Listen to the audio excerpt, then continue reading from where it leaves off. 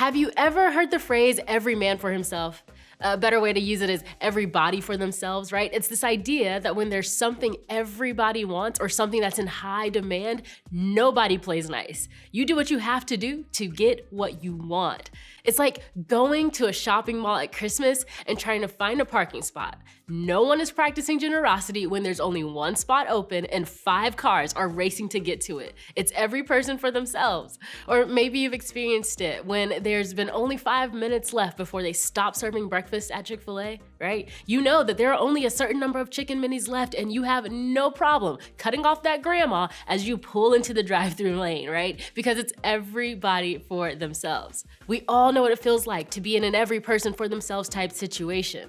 And in a lot of ways, high school can also feel like that. For example, maybe you and your friend like the same person, so you go to ridiculous lengths to get your crush's attention because it's every person for themselves. Or maybe you fight for seats in the cafeteria because you're desperate to sit next to a certain person. Or maybe you fight for first chair in band, creating a totally dramatic storyline between you and your competitors. Or maybe you fight for a starting spot on the team or a starring role in the play. Or you fight your siblings or your step-siblings for the remote, the car, or the last piece of pizza.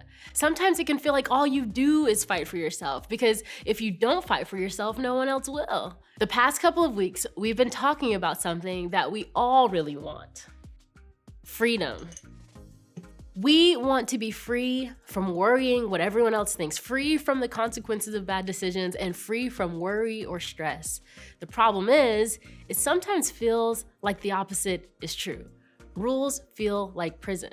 We feel like we're all wrapped up in what other people think of us, and sometimes we feel stuck in the consequences of our own choices. Because of all of that, it can often feel like even though freedom is what we really want, it's not something we can really have. How can we really feel free when we're constantly having to watch our backs, look out for ourselves, and fight for our place? And one more thing, right? It's easy for us to keep tabs on how we measure up to the people around us and where we fall in the ranks.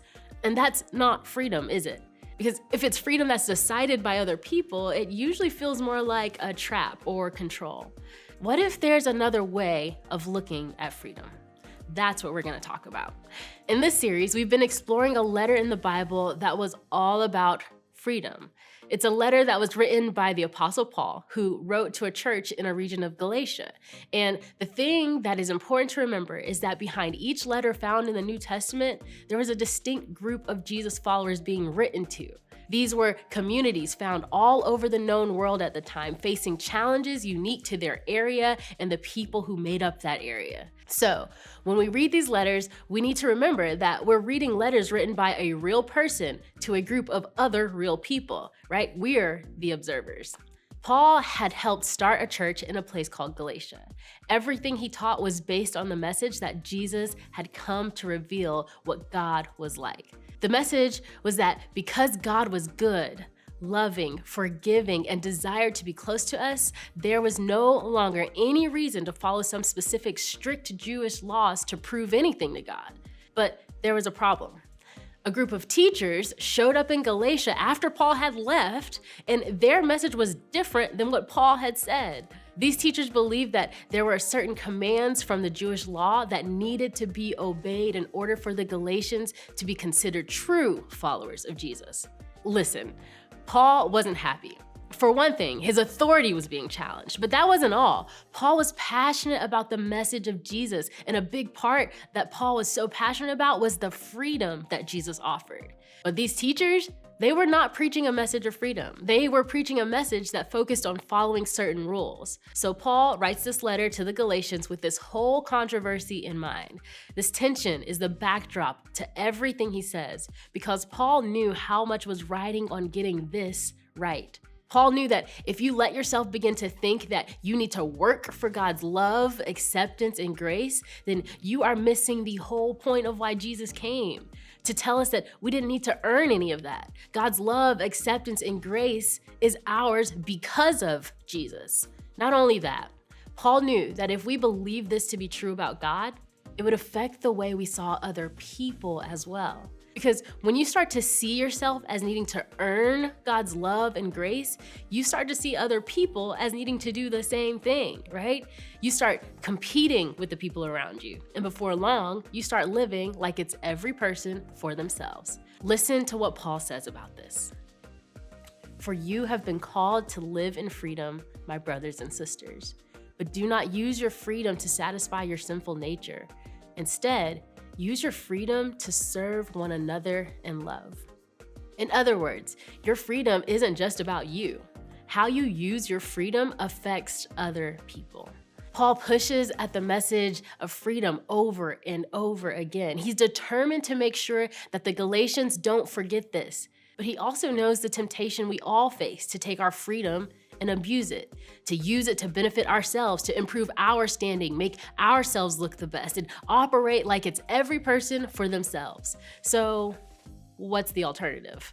Well, Paul would say this: use your freedom to serve one another. In fact, Paul goes on to say this: for the whole of the law can be summed up in this one command: love your neighbor as yourself. Remember, Paul is writing to a group of people who were told that they needed to obey all the Jewish laws for them to be considered followers of Jesus. And so Paul puts it all on the table. He says, you say there's more laws that they need to obey. I say that the whole law is summed up in one thing: loving each other. Paul was doing more than just creating a mic drop moment. He really and truly believed that the whole law was summed up in that one command. And the reason why he believed this is really clear. He was taking his cue directly from Jesus, who said this: my command is this, love each other as I have loved you. So Paul wasn't just trying to help the Galatians embrace an idea that he thought was best. He was reinforcing one of the most important teachings of Jesus. But Paul had even more guidance for the Galatian people. He goes on to say, but if you are always biting and devouring one another, watch out. Beware of destroying one another. It's as if Paul is telling them that more is on the line than just their freedom. The well-being of other people is on the line when we don't use our freedom for good. When we use our freedom to be selfish, other people don't get the things they need. When we use our freedom to say whatever we want, we hurt others. We begin to live in a way where it's every person for themselves, and that is dangerous. The thing about freedom is that you can use it for anything, right? The choice is yours, literally. You can use it to love people or hurt people. Paul is telling us that our standing before God, the way God sees us and feels about us, isn't at risk because of our behavior, but that it doesn't mean that the way we use our freedom doesn't have consequences. Sure, you may be free to talk about others and the things that bother you, annoy you, and make you so angry. You may be free to judge the good or bad behaviors of others. You may be free to tear each other down, bring attention to the way others are doing things wrong. You may be free to make fun of each other or laugh at each other. But there are consequences. It will cost you and it will cost others. Eventually, it will do what Paul says. It will destroy you and destroy others. Because this every person for themselves way of living causes you to tear others down to make yourself look better. Ultimately, you hurt others and you hurt your ability to love others. Your freedom is connected to their freedom, and real freedom is found in loving others. Believe me when I tell you, you don't want to live in a world where nobody is looking out for others. You can use your freedom for something better. Think of it this way. You are not just free from, you are free for. You are free for others and their good. You can live in the freedom that Jesus gave you, and you can use your freedom to serve others, putting an end to this every person for themselves way of life.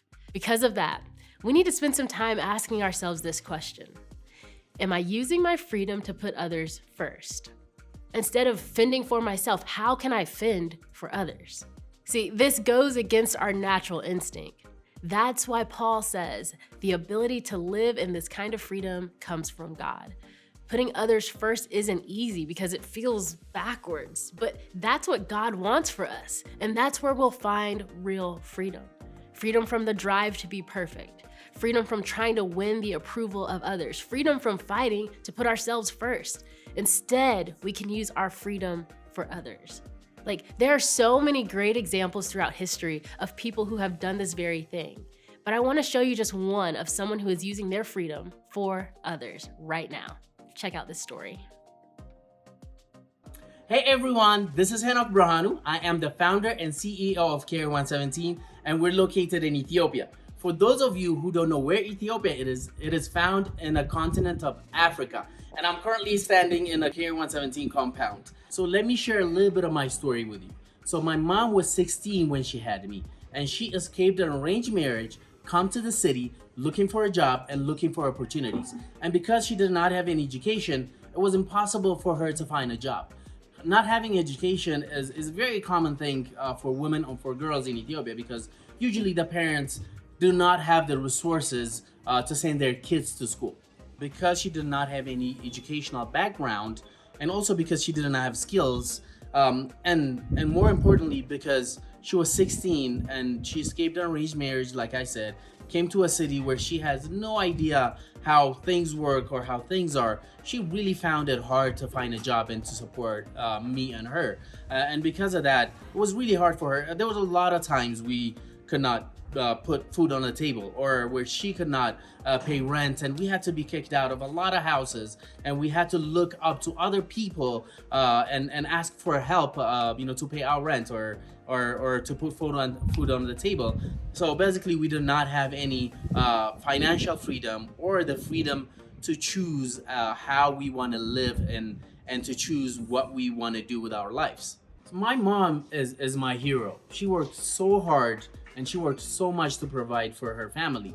And going back, I think if there was anybody that could actually give her a chance, I think she could have done much more and achieved much more. So as I get older, I realized that my mom's story was a very common story in my country.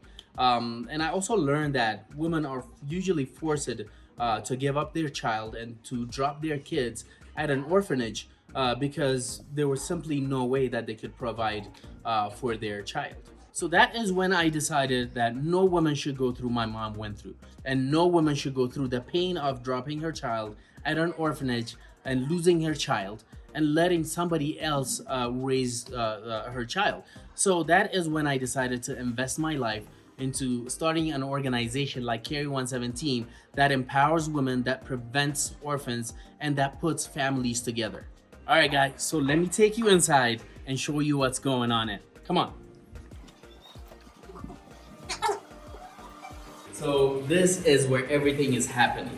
This is where we teach them how to cut. Over there is the cutting area, and over here is the preparing area, and these are our saws. So we teach them how to cut, how to measure, how to sew, everything that they need to know into how to make these beautiful bags. So guys, because these women earn a paycheck, they don't have to worry about sending their kids to an orphanage. They don't have to worry about putting food on the table. They don't have to worry about paying for their rent and getting kicked out of the house. So this is basically what Carry 117 does. At some point in our lives, we each get to choose on how we use our freedom and where to invest our life in. And you know what? I am so glad I got to choose this. Isn't it so encouraging to see an example of someone who is using their freedom for the good of other people? Although it might look different, you and I can do the same thing. So try it. Try putting the needs of someone else above your own. We have nothing to prove, so we don't have to look out for ourselves. We can look out for others, because that is real freedom. I mean, let them get in front of you in the lunch line and get the last serving of nachos. Let them get the praise for the school project. Let them take the role in the school play. Let them have what they need, because we already have what we need. See, you were given freedom not to get something from others, but to do something for them. That's how we should love. That's how we practice freedom. So, what do you think would happen in your school, your family, or your friend group if you decided to use your freedom to lift up one another, to be for each other, and not look for ways to take from each other? When you put others first, it will change their world. But also, it'll change your world. And who knows, it may even change the world. I think that is exactly what Jesus had in mind for us. So today, Choose to make it your mission to use your freedom to live differently and treat others differently. You are not just free from, you are free for. Try it. You just may be surprised to see how it all works out.